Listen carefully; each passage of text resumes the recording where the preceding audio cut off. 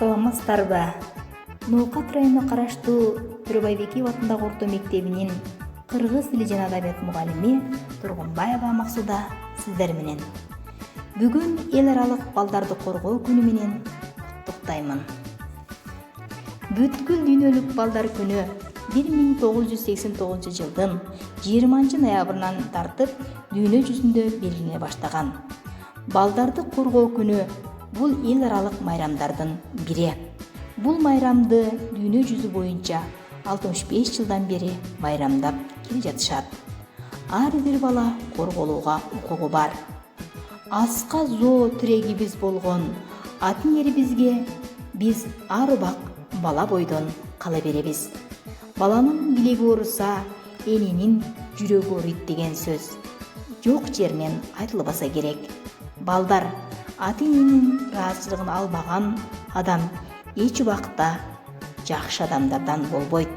Андыктан бул күнү ак элечекчен аталардан, ак калпакчан аталардан бата алуучу күн. Балапаным, күчүгүм, жөжөм, алтыным, эркетайым деп бир гана ата-энебиз гана эркелете алат, эркелетет.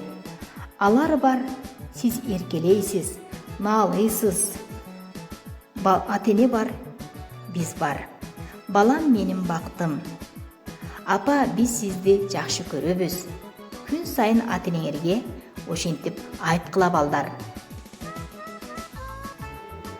Күн сайын жакшы амалды баштагыла, жаман адатты таштагыла.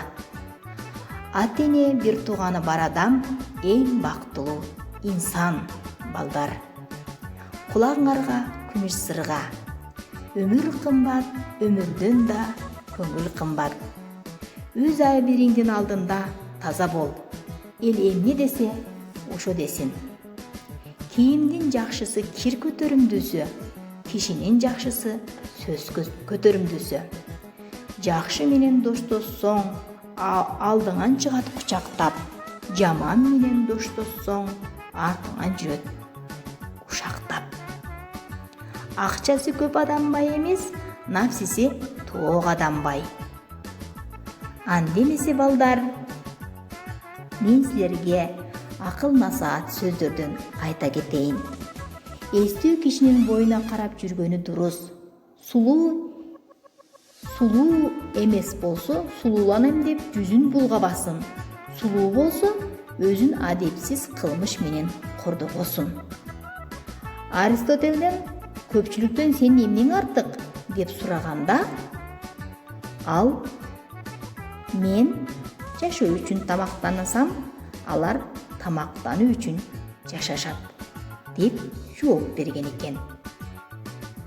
Кандай акыл насаат жакшы деп философтон сураганда, акмактарга жага бербеген насаат жакшы деген. Сабырдуулук абдан мыкты сапат, бирок сабырдын түбү сары алтын деп күтө бериш үчүн өтө өмүр кыскалык кылат. Адамдын ичинен кимдин акылдуу болушун каалайт элеңиз деп сураганда, Хасрофтун падышасы мынтип жооп берген экен. Душманымдын акылдуу болуусун каалаймын.